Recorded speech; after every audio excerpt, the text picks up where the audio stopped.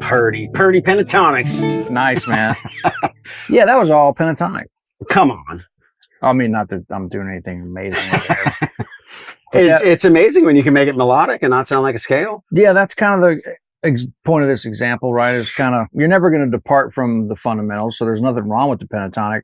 You just don't want to stop there. Yeah. You know, that's kind of like learning how to dribble the basketball. Melody's magic. And then, so then the melody, you know, is going to come from just being confident and knowing, using your ear really to know what notes to land on, you know. And I see that with a lot of guys that they know the pentatonic shapes, and you got to know them inside and out everywhere. Good thing it's only 5. Yeah, right. There's only 5, but yeah, you do have to know them inside and out. You want to. Wait, hold on. Who are you? What are you doing here? I don't know. Are we just getting started? Yeah, we're just getting started. Man. I thought we were filming a course here. Shit, come on. All right, welcome. My name's Kenny Chesney. This is Kenny Chesney. I thought you were Eric Church last night. It depends if I got the sunglasses on. This is the infamous Guthrie Trapp. This is basically, if you've ever seen the movie Crossroads, this is Jack Butler when people come to town. Except he doesn't fail at the end. But yeah, so one of the greatest guitar players that's ever graced this earth. So at least the greatest one sitting in this chair. In this chair. Thanks, man. So, Brett, it's always a pleasure to come down here and hang with you, man. It's been awesome. It's been a lot of years at this point. I'm surprised we're able to get this much work done. Dude, I know, right? Yeah. It's always good. And awesome. By the way, if you ever come to town, this dude has got Nashville wired inside and out. Everything you'd ever want to do in your life, he knows where to go do it. That just means I'm getting old and I've been here a long time. Oh man, well thanks for saying that.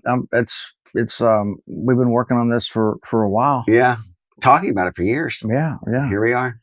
I think it's pretty good, dude. I think it's gonna be pretty good. This course, so we did a course together. It's called The Concepts That Changed My Life on Guitar, and I think you nailed that. It's the cliff notes. It's like taking 10 years of searching out of your journey and just going straight to what really matters. And if you've ever seen him play live, you know that he knows his way around the fretboard. Well, thanks. I got lucky as a kid, you know, to find that the VHS tape that changed my life, and I just took it serious because I was really, really wanting to learn how to demystify some of this fingerboard beyond the 3rd and 4th fret, 5th fret that I was playing. Oh yeah. You know, and I wanted to learn how to play over chord changes, which ultimately is melody and playing melodically and things like that. I mean, that's where that stuff lies, is inside these really minute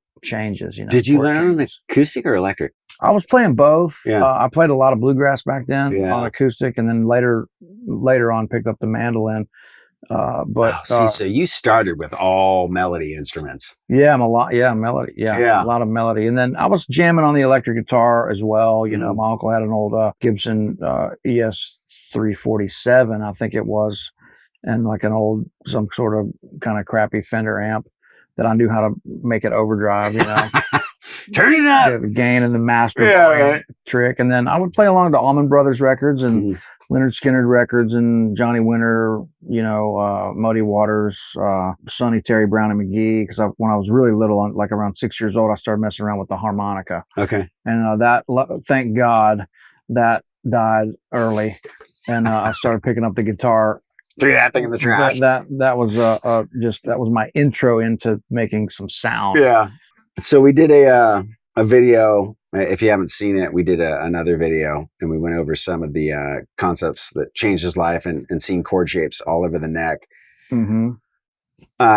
Melody wise, how did you start to develop melody? Like if we took something simple like a pentatonic and what we played, how do you start to develop that sense of melody where it's not a scale anymore? It becomes a way of making music. I think it's really all going to come from using your ear. Okay. You got to hear this stuff. I mean, if you know the pattern, but you can't make music with it, you got to eventually figure that out. Okay. And so I really honestly think it comes from listening to a lot of high quality music. Okay. Like Uncle Larry says, high-end musical nutrients. And so if you're just listening to classic rock radio when you're driving to and from work, eventually you got to kind of like dig, like let's dig a little bit, Mm-hmm. let's dig deeper and listen to some music that's really melodic. And so you'll start hearing these things. You'll hear other people doing these things, and you're going to want to do it on your own. And so that's what motivated me and inspired me to want to learn more. Is I wanted to be able to make the sounds that I was hearing other people make that made me feel something. Yeah. I was like, I want to be able to do that. How do Mm-hmm. I do that? And so, it came from learning these chord inversions up the fingerboard, because that's what is going to build a really strong foundation. I've said this before. You got to start thinking that chords aren't just for rhythm, and single note lead is not just for lead guitar. Of course, we know that those things are separate and they are different, but when you're looking at the fingerboard, it's all the same. Yeah. It's all coming from the same place. It's all coming from this extremely concrete, undeniable, fundamental that are the major chords and the triads, and everything's built from those. And so once you can understand how important that is to being able to do the things that you want to be able to do on the guitar, you're going to shave 20 years off your journey. And trust me, I know at this point, we don't have that much time. Yeah. So take what you can get and run with it. Show them, like if we did that chord progression again, show them. But it's those target notes. It's the root, third, fifth. Right. So to give you something that you can actually use. So if I played the D. So Why the hell would you drop out? I don't drop know. D, dog. Why would you drop out? So if I did D. Let's see if I can get. Check you out. All right, yeah, we're close. That's Close the enough. best tuning ever. Okay, so playing D. Like what do you do to start? If you stuck in one kind of just do this. key. There's your third, right? Okay. There's your fifth.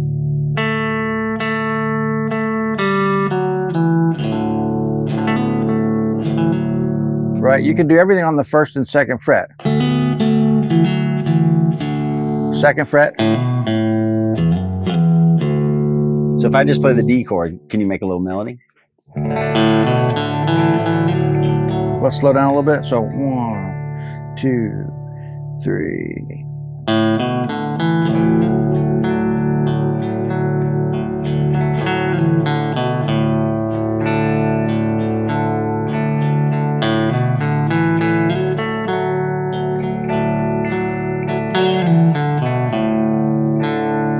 Now watch.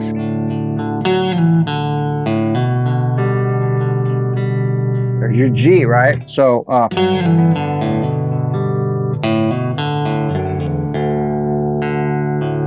now watch.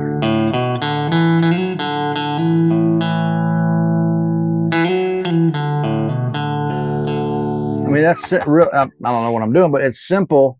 But It goes perfectly with the chords there. Yeah. And so, if I wanted to go to G, let's see. Well, if I put that note in there, which is the 4th fret of the G string, over a D bass, that doesn't really sound right. It doesn't resolve unless a specific melody calls for that note. It's not something that I would do instinctively just over the D chord. Yeah. But if I put this under it, well, then now it's saying something, because that is now your ear has accepted that as the major third with the G underneath it.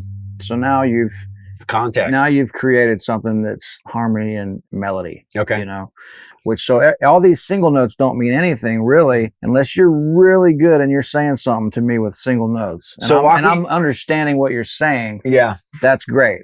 But if you're just noodling around, there's a million chords you could put under those single notes to give it different feels, So if I walk through a 1, 4, 5, kind of take them through like how you would create a simple melody. So if I did and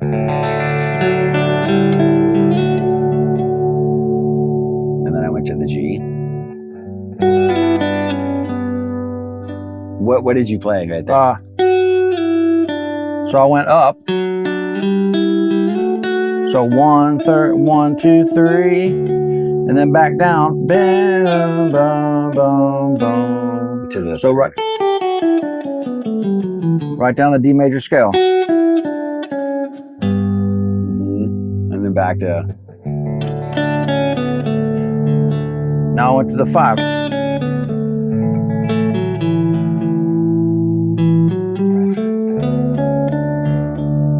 So over the 5, here's what's funny. Even though we're playing this like pretty major sounding drop D 1 4 5, when you go to the 5 chord, first of all, when you go to G, you can't just start playing the G major scale. Right. That's not going to work because you're still in the key of D.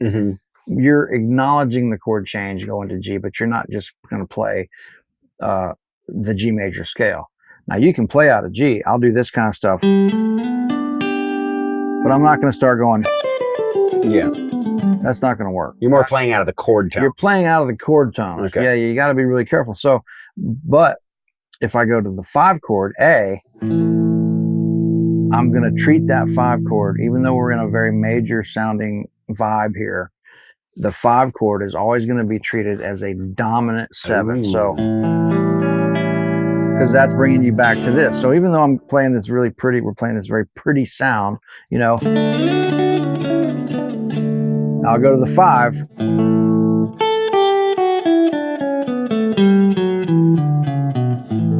Right, so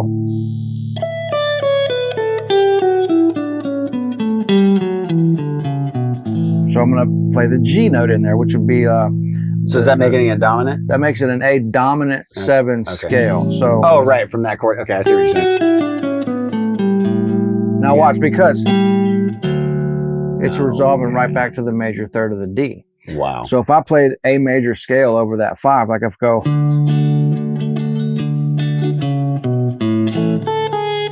yeah, that's horrible. You don't want to do that. No. So all the 5 chords, unless it's specified that it's a 5 minor or something, or like a 5 major 7, which would be kind of weird. It would be a very specific situation that you would find yourself in for those examples. But, you know, the 5 minor is a great change. Oh, yeah. You know, that's a different thing. But if I'm playing a 1 4 5 and the 5 chord is a major chord, then it's going to be treated as a dominant 7. You don't want to play, you know,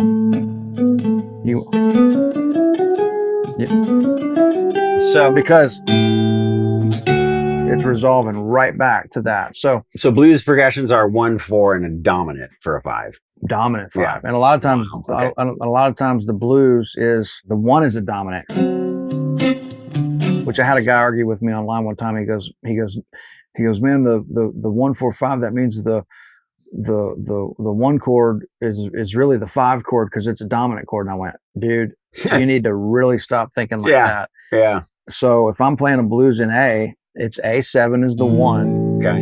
D7 is the 4, 5. What he meant by that was he read something a long time ago where somebody said what I just said about the 5 chord needing to be treated as the dominant 7. That doesn't mean the dominant 7 chord is a 5 chord. That's not what that means. It means that when you go to the 5, it's the dominant sound. It's the dominant sound. Not that dominant chords are 5 chords. Sure. Like, I mean, you'll have some jazz Nazis on here that want to argue that. Yeah. I don't care, man. If you're if you're doing this, yeah, A is the 1. I don't care what planet you're from. Okay. Right. And especially if you're from the planet of Texas. Yeah. Then you're going to realize that real quick. But that's the Texas blues thing. But of course, I mean, but just getting your ear to recognize those simple little rules and things, and these are things that are going to be common and recurring for the rest of your life. Yeah. You know, like the 1 to the 5 change. That's going to be something that you're going to find for the rest of your life in music. What did you play? Okay, so it was D, G, yeah, and then back to D, and then when you went to do you play the D scale and add the G, or are you actually switching to A? Well, I'm just thinking about the chords. So I know that where my mind is I know I'm in the blanket key of D. We're in the key of D. Okay. But when we go to the G chord, I'm playing over the G chord for a minute. Okay. But I'm doing it in a way that I know is going to resolve back to wherever it's going. Okay. And so I'm not going to play the G major scale but I'm going to acknowledge the G chord chord. tones, Yeah, if I'm here, you know, if I'm here, all I need to do to go to acknowledge G is go. Yeah, right. Right? Now watch. Now go to A.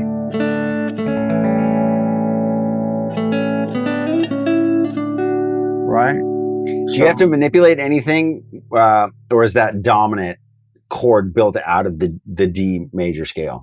So the I'm not thinking, if I'm playing over an A chord, Uh-huh. the last thing I want to be thinking about is a D scale. I'm thinking about the chord I'm playing itself. over. Okay, Yeah, so if I played that chord, that's A.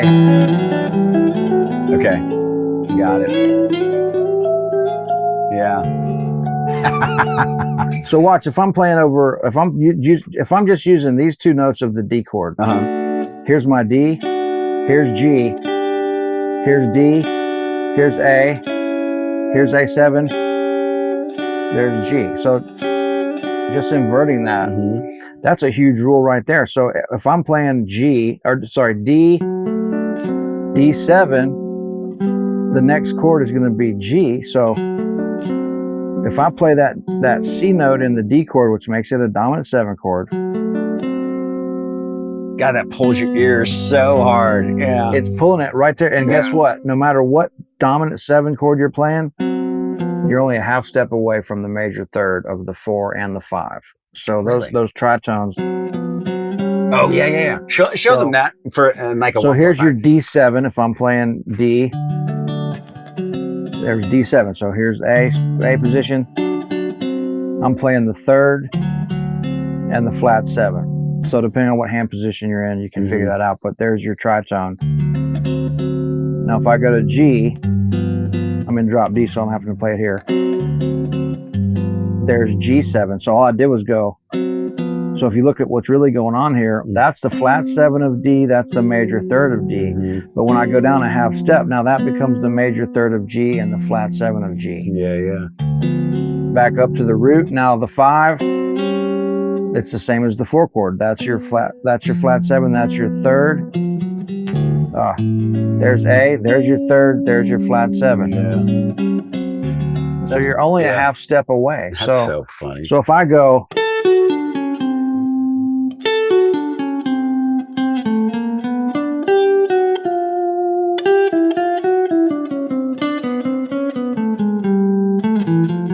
now that's a lot of shit, but that's how you start targeting the 3rd and the flat 7. Yeah. And that's what makes it sound like you're playing over chord changes. So there's a number of sections in the course where he takes like a 1-4-5 or something like that and shows you how to slowly move through the changes, playing very simply. And that to me was like, oh my God, there it is. You know what I mean? Because then it's like the notes you pepper around it, but like it almost starts to, I don't want to say it sounds classical, but you start to hear that, like, oh my God, there it is. You know, that sense of, you know, classical is all melody. Right. And so it's that.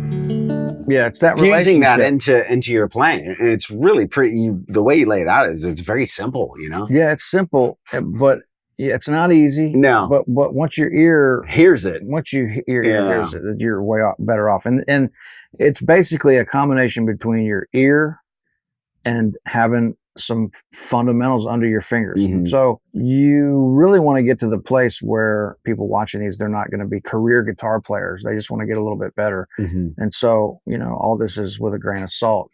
Take what you can from this, but it's our job to lay it all out there. So, you know, it's not easy to hear all this stuff, but my ear is still developing too, man. I mean, look, when I was a lot younger and somebody gave me a John Scofield record, you know, I listened to it and I went, man, this doesn't sound like music to me, because my ear wasn't developed enough to accept it. Now, after listening to a lot of music for years and years and years, now John Scofield is one of my all-time favorites ever. I mean, I love him to death, but your ear has to learn how to accept those notes that you're not used to yet. And so you can't play this stuff unless you can hear it. Yeah, for sure. So don't try to run before you can walk. These little simple melodies are some of my favorite things to play. Yeah. I'm not sitting around learning how to play half whole tone, diminished scales and shit like that, because there's about 2 times a year where I would be able to use something like that where it would really work. And I'm not a fusion jazz player, so I'm not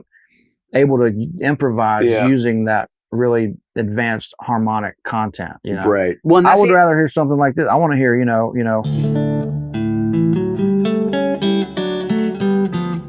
I mean, that to me is as cool of a move as totally. any crazy jazz stuff. I just want to hear a nice chord voicing or something that works really well over a change. You know. Mhm. The other cool thing that you go over, and I totally forgot about until this second, was how you talk about the 4 essential sounds. Oh yeah, I think big. that totally develops That's your huge. ear. You know what I mean? Yeah. Because you're like training your ear to hear minor, major, dominant, and then was it major 7? Is that the other one? Yeah. And it was Yeah. like you start hearing in a very simple way, like those are really specific sounds.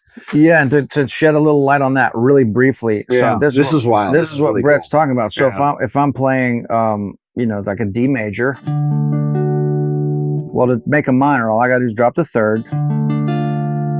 But those are two completely different sounds. To drop the root is going to give you a major 7. Drop the root again. That's dominant 7. So right there, you've got major, minor, dominant 7, and major 7. And so if I take a triad, drop the third, minor triad, drop the root, major 7, drop the root again, dominant 7, back to major. If I'm outlining those chords in a single note way, all I'm going to do is play the root, 3rd, 5th. I'm in the A position, root, 3rd, 5th, root for major, root, 3rd, 5th, natural 7 for major 7, and then root, 3rd, 5th, flat 7 for dominant 7, root, flat 3rd, 5th, root for minor. So to access all 4 of those sounds and be able to properly outline them with single notes, you're only changing one note each which time. Is wild. And if you do that all over the fingerboard, you're going to be able to play anything you want. Yeah, and he shows, you know, that's you may see that concept and be like, huh, but he'll go into the actual. There's parts where he shows you how to use these different sounds and how to get all over the fretboard, and just the vocabulary building alone. There's, I mean, literally at least 100 different ways to play around chords, or Right. You know, it's really the great thing about it is it's fundamentals, it's ear training, and then it's vocabulary. Right. You And know it what I mean?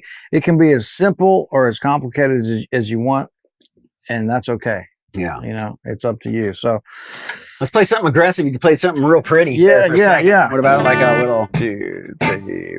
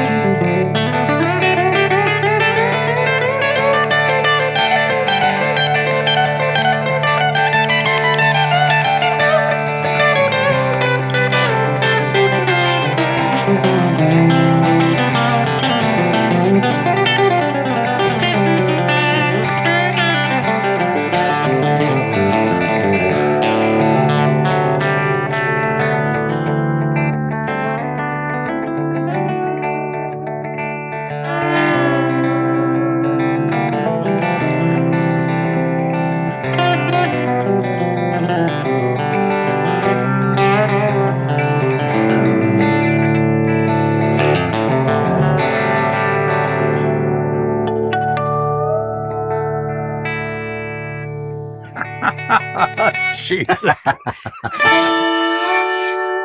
Oh man. Oh, dude. Come on. All right. Good So Lord. the opening weekend, the course is going to be 50% off. I can't recommend it enough. Like I was saying in the last video, even my music editor was just like, dude, this course is amazing. No So- extra charge for mistakes. Yeah, exactly. Right. So anyways, check it out. I promise you it'll really shave years and years and years off of your search to become more melodic. It's very great at developing your ear. Tons of exercises for really playing through changes in a very simple way so that you can develop that hearing that he's talking about and that being able to hear melodies in your head. And then tons of different examples over 4 different chord progressions to develop the vocabulary. So by the time you're done, you're going to have everything you need to be able to play over a variety of different sounds, major, minor, dominant, the whole 9 yards, and really start to be able to get it under your belt. Beginner, intermediate, or advanced can all learn something. It kind of lands a little more in the intermediate realm. But if you're just starting out soloing, if you learn what he's talking about, you will be light years ahead of where you would normally be. So I would suggest it for beginners as well if you're getting into playing for the first time. So anyways, check that out. Links below. Check out Guthrie's channel. He's got an amazing YouTube channel. Thank you. Check out the stuff he's done at the Underdog on my channel. I've got a bunch of live clips of him playing. Blow your mind. Really, really awesome stuff. And if you are in town, make sure you catch his band on Monday night at the Underdog in Thanks, East man. Nashville. Appreciate you, buddy. Wow. Appreciate you. This is man. awesome. All right. Thank you for the continued support. We'll catch you next time.